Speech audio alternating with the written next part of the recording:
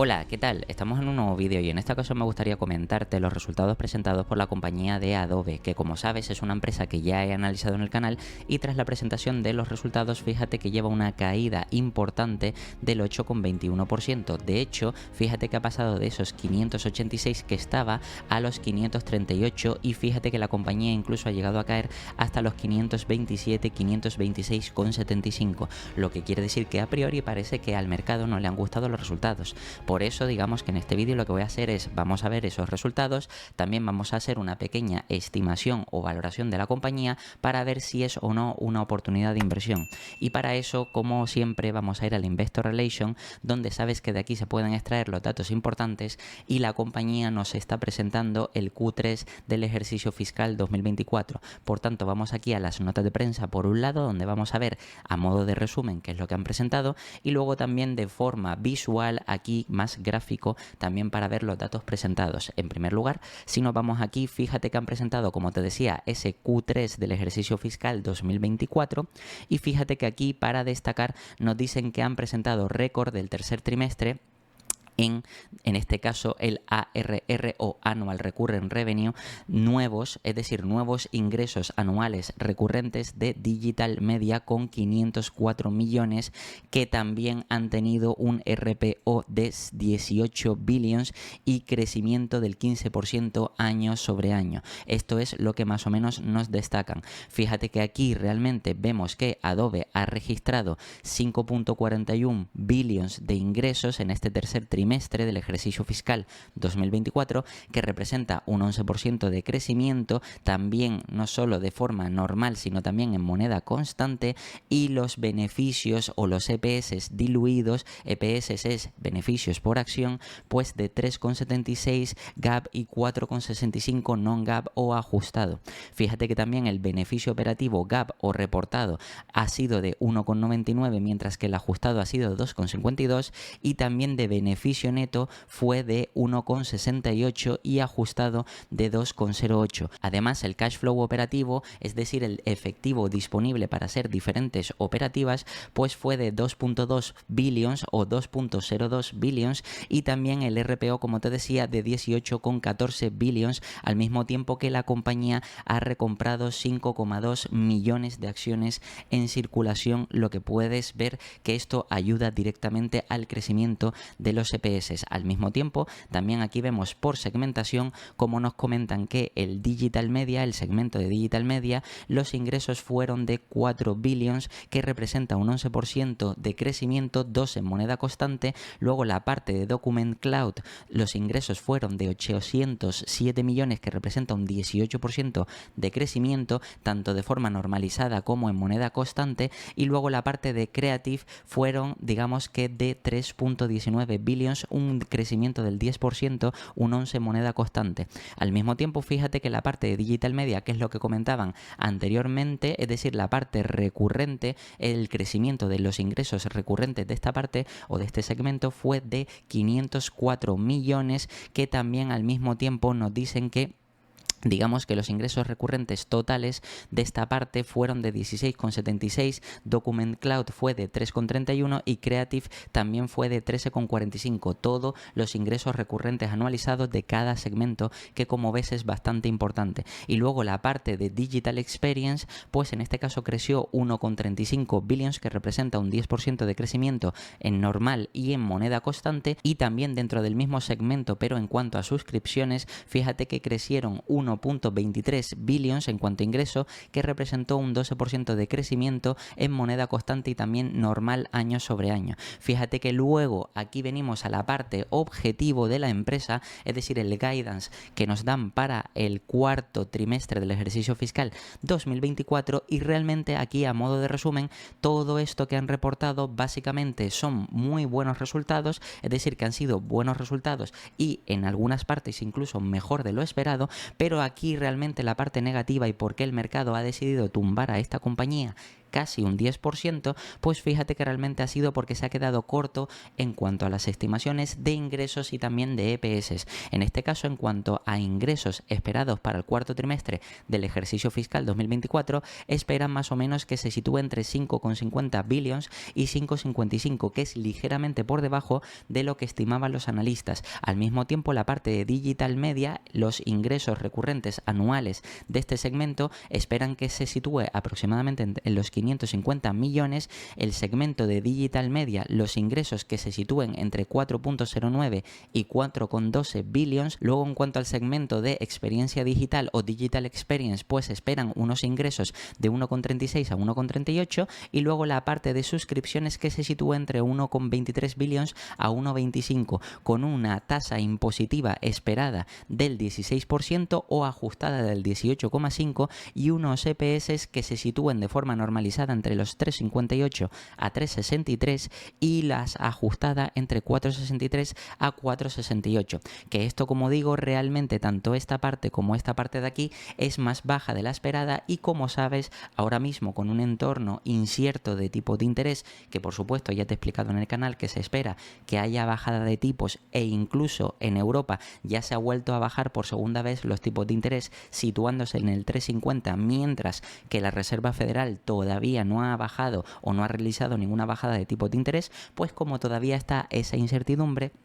pues digamos que ahora mismo para el mercado lo que les importa más que si son buenos o malos los resultados es si realmente baten o no las estimaciones del mercado o de los analistas, y por supuesto lo esperado tanto en ingresos como en EPS, como era ligeramente superior, eso ha sido razones más que suficiente para que realmente el mercado decida tumbar la compañía, como te digo, casi un 10%, ese 8,21 que puedes ver aquí. Entonces, digamos que una vez más o menos hemos visto esto a modo de resumen, si es verdad que aquí luego está la parte contable, que lo dejaré para después, porque ahora de manera gráfica, para que se vea un poco más simple, vamos a ver realmente cómo ha sido ese crecimiento de cada apartado importante. Por ejemplo, aquí podemos ver que en cuanto a ingresos pasaron de los 4,89 a los 5,41, es decir, que representó ese crecimiento un 11% año sobre año, y en moneda constante un 11%. Luego, en cuanto a EPS, fíjate que pasaron de 3,05 a 3,76,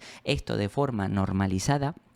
o de forma, digamos, reportada, lo normal, que es un crecimiento del 23% año sobre año, y luego los EPS ajustados de 4,09 a 4,65, que también es un crecimiento del 14%, que es bastante interesante. Luego, en cuanto al cash flow operativo, fíjate que pasaron de 1,87 billions a 2,02 billions, como puedes ver, un 8% de crecimiento, es decir, disponen de un 8% más de efectivo para hacer distintas operativas. Y luego aquí en la parte de segmentos, fíjate que en Digital Media, por ejemplo, aquí los ingresos pasaron de 3,59 a 4, con la parte de Document que representa 0,69 billions a 0,81 billions, es decir, 690 millones,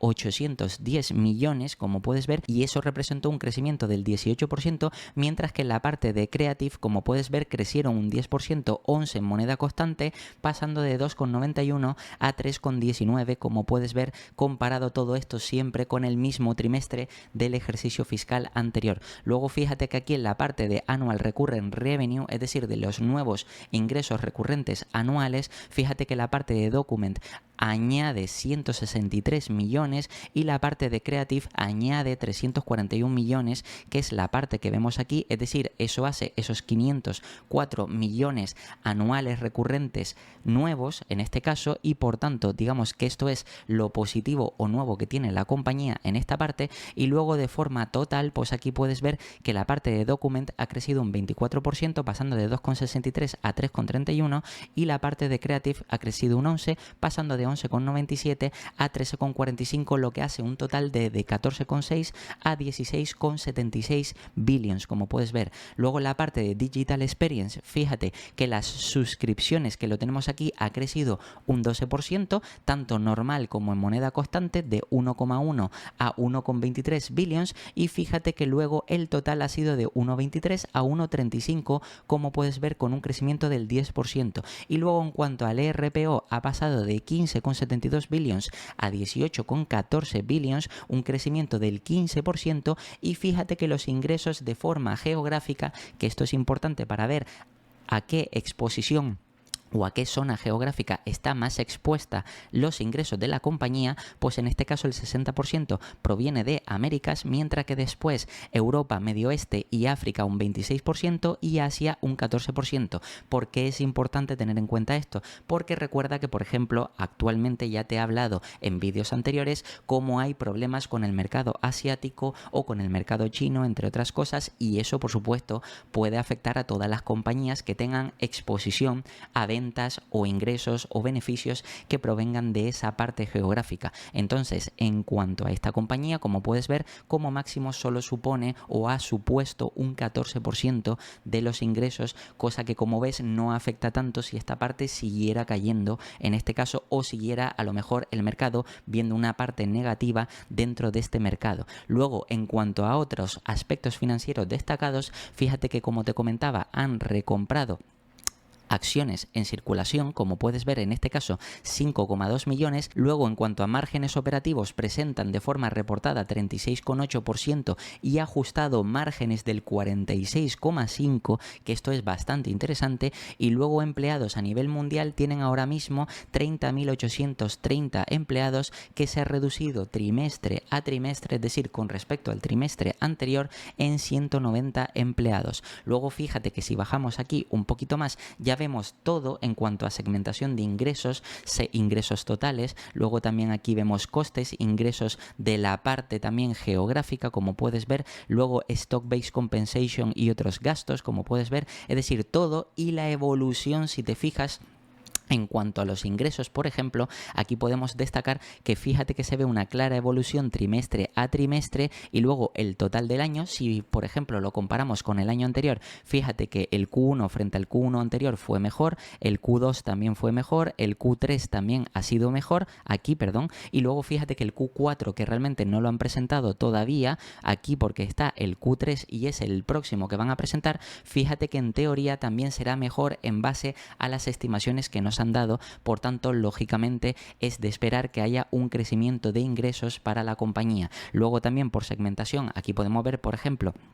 cómo la parte de Digital Media ha pasado, en este caso comparado con el año anterior, de 14 billions o 14.000 millones a 11.719 que lleva ahora, faltando todavía un trimestre. Y fíjate que cada trimestre también, pues por supuesto, va mejorando de 3.300 a 3.800, de 3.500 a 3.900, y aquí, por ejemplo, de 3.500 a 3.900, faltando, como digo, el cuarto trimestre. Luego aquí vemos todavía más datos, y como vemos aquí la evolución de esos ingresos, de costes, etcétera. Incluso si seguimos bajando, aquí vemos más datos importantes, como por ejemplo la evolución de los ingresos, lo que te comentaba. Luego fíjate aquí los costes de esos ingresos también, cómo han ido evolucionando, y vemos que, por ejemplo, en algunas partes de costes, por ejemplo, o de gastos de la empresa, digamos que se han más o menos normalizado. Por ejemplo, aquí para destacar, fíjate que el Q3 han presentado de costes de los ingresos 554 frente a los 580, es decir, han reducido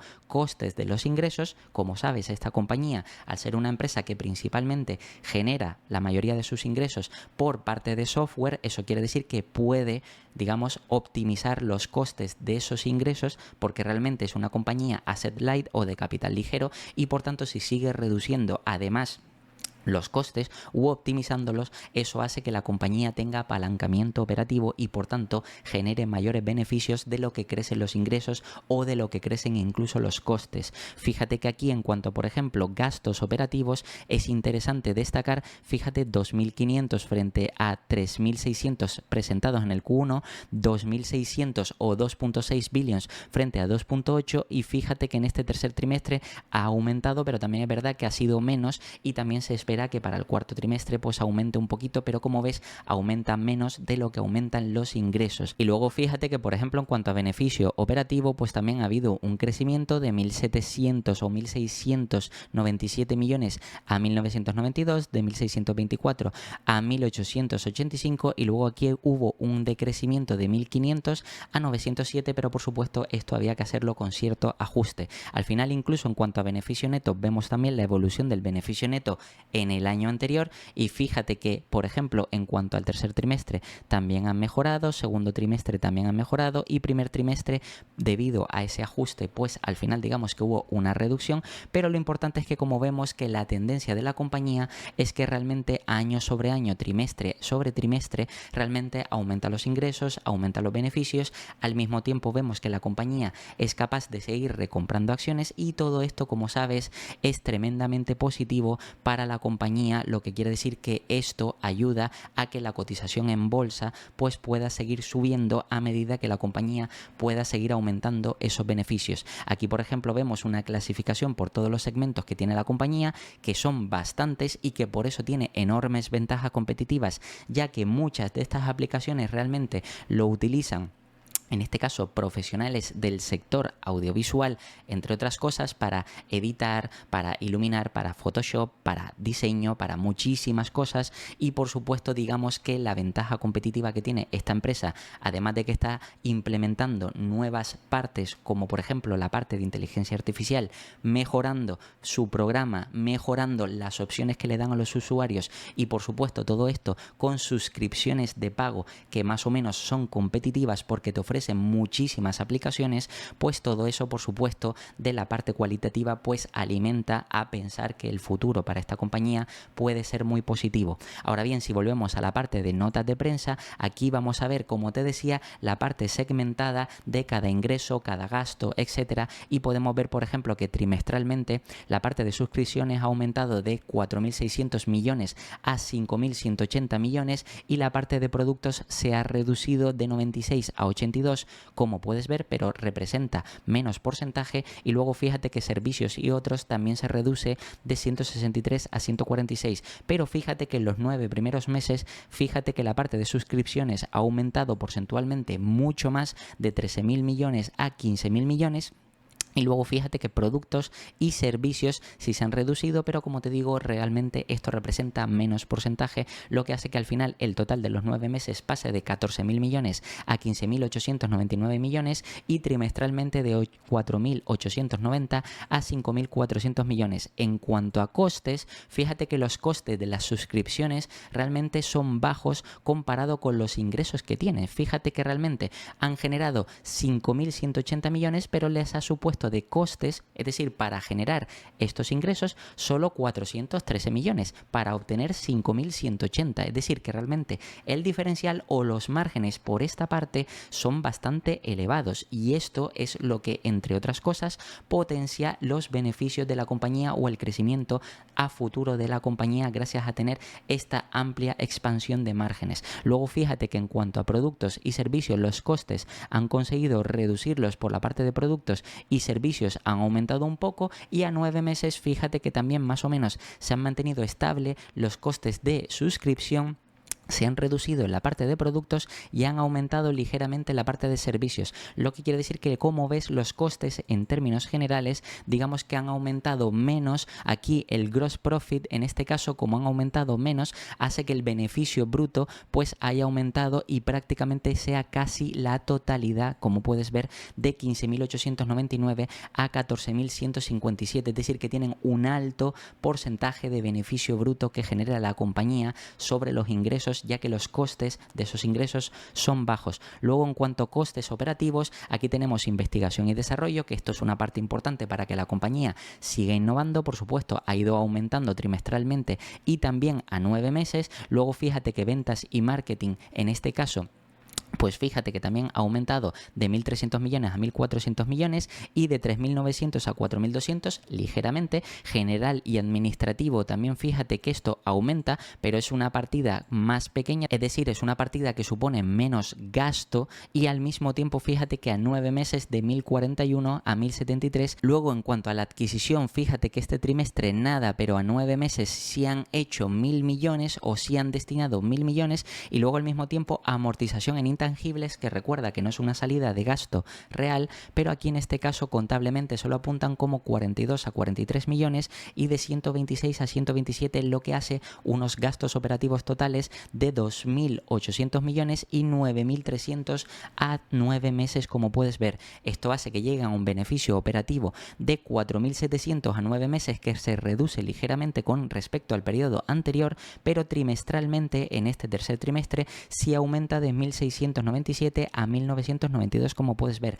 Si bajamos un poquito más, aquí vemos gastos en intereses, inversiones, etcétera, también impuestos o la parte impositiva, y llegan a un beneficio neto, como puedes ver aquí, de 1.400 millones a 1.684 millones y de forma a 9 meses, pues fíjate que de 3.900 millones a 3.877 millones, es decir, hay una ligera reducción con unos EPS diluidos, que son estos de aquí, que pasan de 3.05 a 3.76 y de 8.59 a 8.58. Fíjate que realmente los beneficios o el beneficio neto se ha reducido debido a lo que te comentaba anteriormente,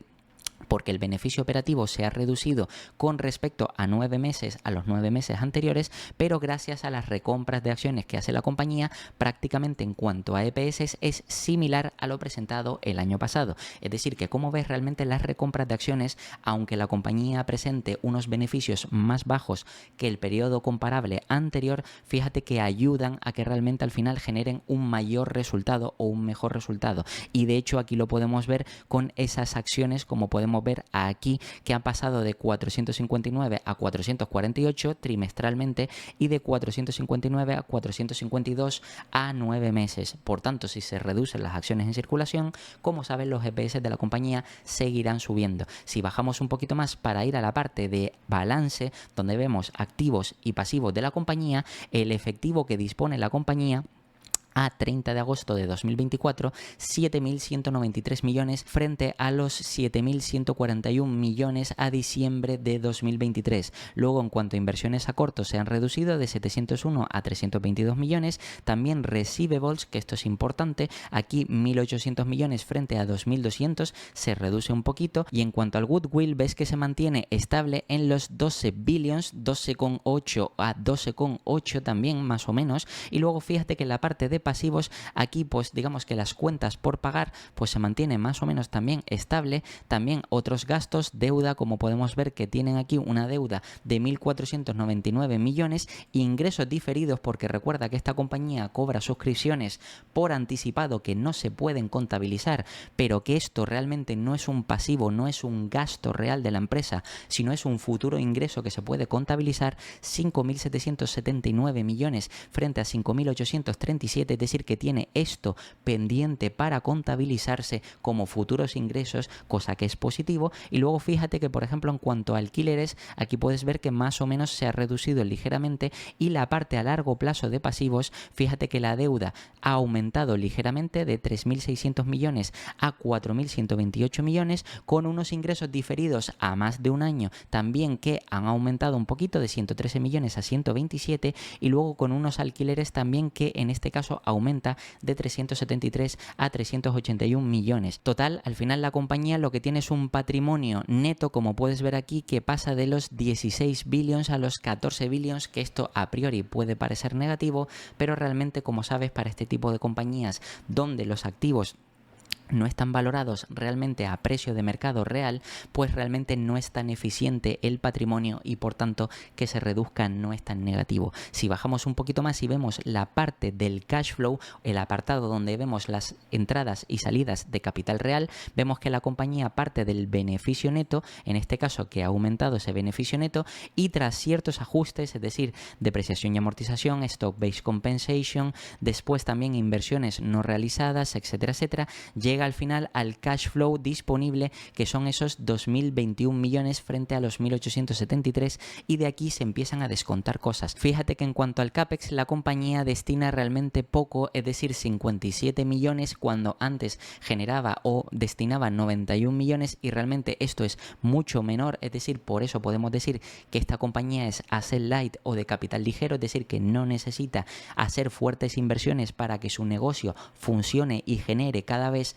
más ingresos y beneficios. Y luego fíjate que en la parte de actividades financieras han destinado a recompras de acciones 2.500 millones, que eso es muy positivo con respecto a los 1.000 anteriores. Y fíjate que realmente después actividades financieras, pues aquí una parte negativa, y luego fíjate que también la parte de refinanciación de la compañía, pues ligeramente unos 96 millones, lo que hace que al final la compañía al principio del periodo tuviera esos 7.660 millones en caja y terminara con 7.193 millones. En general, lo que ha presentado la compañía han sido muy buenos resultados, pero sí es verdad que hay que tener en cuenta que aquí lo que no le ha gustado realmente al mercado, como te decía, era la parte del guidance que nos daba el equipo directivo, sobre todo para el siguiente trimestre, es decir, el cuarto trimestre del ejercicio fiscal 2024, donde realmente los ingresos van a ser más bajos y también unos EPS más bajos. Por tanto, el mercado se lo ha tomado mal por esa parte solo,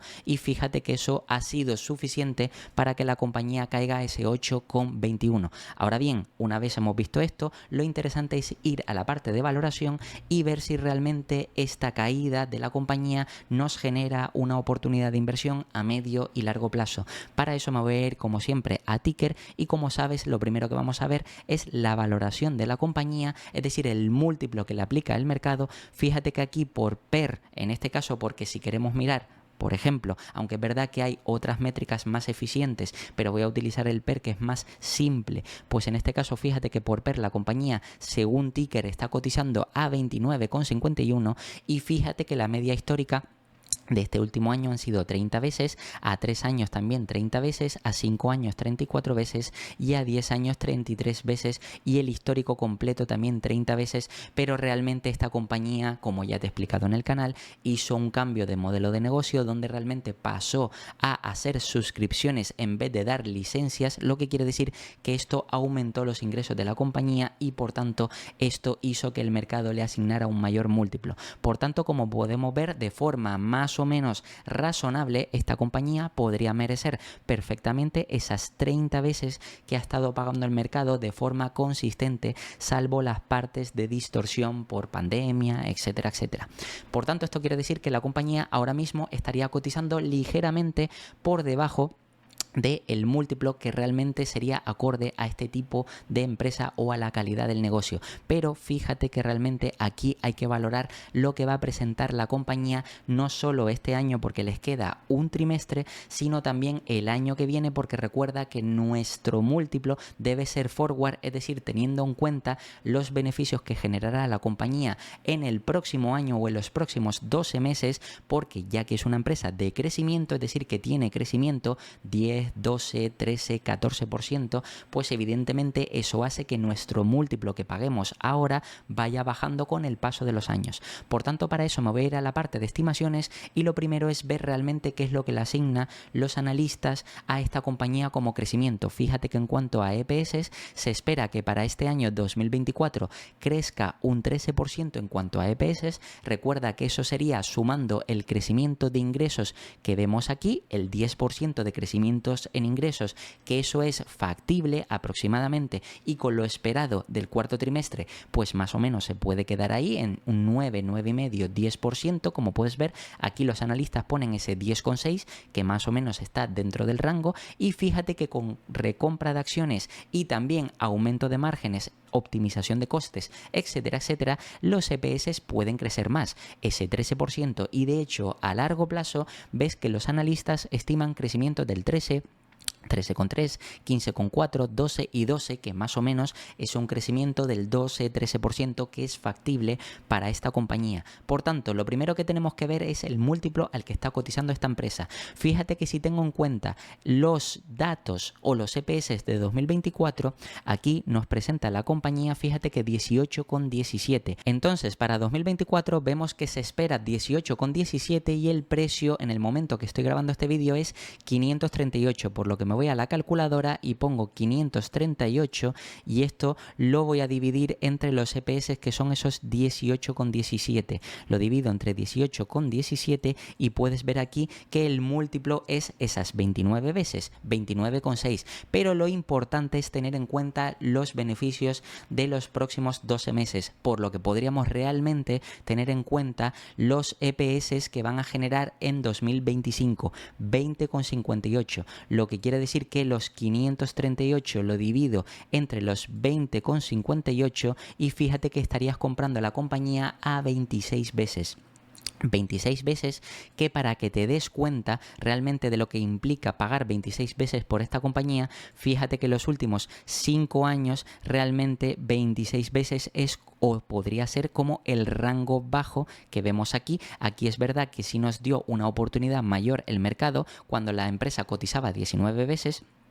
pero lo normal es que el rango bajo, ya al estar por debajo de las 30 veces en los últimos 5 años o incluso 10 años, fíjate que 25 veces solo o ni siquiera lo ha llegado a pagar en momentos puntuales, salvo algún momento drástico o algún momento en el que hay incertidumbre con la compañía. Por tanto, realmente estarías comprando la compañía de los beneficios o EPS presentados de 2025 a 26 veces, cosa que ya cuenta con bastante descuento. Ahora, ¿qué es lo interesante? Pues tener en cuenta los beneficios futuros que va a presentar la compañía, y si nos creemos este crecimiento del 13% anualizado de media en EPS para los próximos años, fíjate que los analistas estiman que la compañía podría llegar a 29,87. Por tanto, si me voy a la calculadora y tengo en cuenta esos 29,87 y esto lo multiplico en primer lugar por las 30 veces, que es el múltiplo apropiado para esta compañía, que has visto que más o menos de media el mercado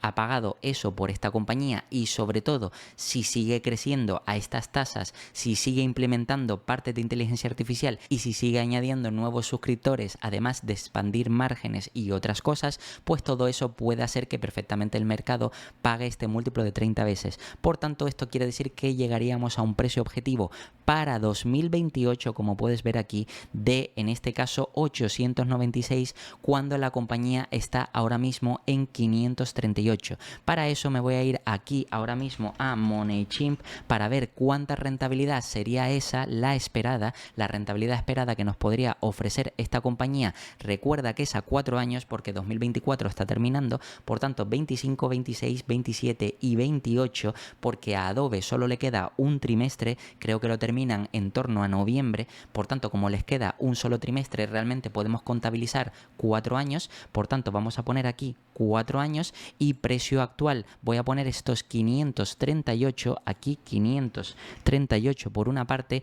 y luego de precio objetivo estos 896. 896, lo que quiere decir que llegarías a tener una rentabilidad anualizada del 13,60%. Esto es interesante porque, como ves, más o menos la compañía está cotizando a 29 veces y pico, 29,6 de este año, pero 26 veces del año que viene, y más o menos si el mercado aproximadamente mantiene ese múltiplo, pues tú lo que te llevas es ese 12-13% de crecimiento. Ahora bien, ¿qué es lo que ha pasado con esta compañía? Y por supuesto podríamos ser algo más optimistas si quisiéramos, o también algo más conservadores. Fíjate que si la compañía, en lugar, o por ejemplo el mercado, por lo que sea, de aquí a los próximos años decide pagar un menor múltiplo, cosa que, digamos, no hay razones para creer que pueda pasar eso, debido a que, como te comentaba antes, se esperan bajadas de tipo de interés. Eso puede motivar a que más empresas, a que más profesionales del sector pues contraten los servicios de Adobe o los mantengan durante más tiempo en el tiempo, es decir, que durante más tiempo mantengan esa suscripción, entre otras cosas. Por tanto, eso generaría más ingresos para la compañía, y además, si sigue optimizando las partes de inteligencia artificial, mejora sus servicios, etcétera, etcétera, seguramente realmente esta compañía podría crecer más cercano, en lugar del 12, pues al 13, al 14%. Pero también la parte conservadora es verdad que podría a lo mejor crecer menos si aumenta la parte de la competencia, que eso también hay que tenerlo en cuenta. Por tanto, si el múltiplo, más o menos, digamos que en lugar de que se pagara, o el mercado pagara por esta compañía 30 veces, imagínate que decidiera pagar a lo mejor unas 26 veces, que es el múltiplo actual, y en vez de llegar a los 29,87 DPS presentara unos menores resultados, por ejemplo 29, pues fíjate que 29 DPS multiplicado por los 26 de múltiplo actual, fíjate que serían 754, donde realmente también tendríamos en ese escenario un upside, por supuesto, mucho más ligero, 754, como puedes ver. Y si esto lo cambio aquí, 754, fíjate, o 754, fíjate que realmente la rentabilidad baja siendo conservador, es decir, que el mercado mantiene las 26 veces que estaba teniendo en cuenta de 2025, forward de 2025, pues si lo mantiene en el tiempo y encima la compañía presenta unos EPS menores, en vez de 29,80 y pico, 29, un 8,8% de rentabilidad anualizada, que también está bastante bien porque está cerca de un crecimiento del doble dígito. Por tanto, más o menos, como puedes ver, en un escenario conservador y en un escenario estándar, podrías tener entre prácticamente un 9% a un 13%, y por supuesto, si fuéramos un poquito más optimistas y ya el mercado pagara 31, 32, 33 veces, que también puede ser factible, pero es verdad que ya es más optimista, o si la compañía en vez de crecer al 12 o 2,5 o 13, creciera al 13,5 o 14%, porque siguiera haciendo recompras cada vez más agresivas u optimizara todavía más sus márgenes, lo que quiere decir que sus beneficios crecerían todavía más, pues eso podría hacer que la compañía generara mayores EPS y por tanto pudieras tener, en lugar de un 12-13%, quizás un 14-14,5%, cosa que, como ves, es bastante positivo. Y esta empresa, es verdad que aunque parezca que el mercado está pagando un múltiplo exigente y el crecimiento no va a ser tan alto, lo interesante es pensar las ventajas competitivas que tendrías al estar invertido en Adobe, ya que estás en una empresa que no requiere de hacer fuertes inversiones, es decir, es una empresa asset light, lo que quiere decir que no tiene que endeudarse tanto, sabes que los tipos de interés están altos pero se van a ir reduciendo. Todo esto es positivo, es decir, a nivel indirecto o macroeconómico, esto puede afectar positivamente a este tipo de empresa, a las empresas tecnológicas, para que sigan invirtiendo fuertemente, innovando sobre todo en la parte de inteligencia artificial, ofreciendo mejores productos y servicios a sus clientes y mejorando frente a la competencia. Pues todo esto es interesante, y eso quiere decir que aunque el mercado ahora mismo esté pagando un múltiplo de 29 veces y haya corregido, realmente para los próximos años esta compañía te puede dar un crecimiento de doble dígito que podría ser interesante para tu cartera a largo plazo. Y nada, esto ha sido todo sobre los resultados de Adobe, y como siempre te voy a dejar aquí 2 vídeos para que sigas aprendiendo. Te puedes suscribir y dejarme un comentario, y nada, nos vemos en el próximo.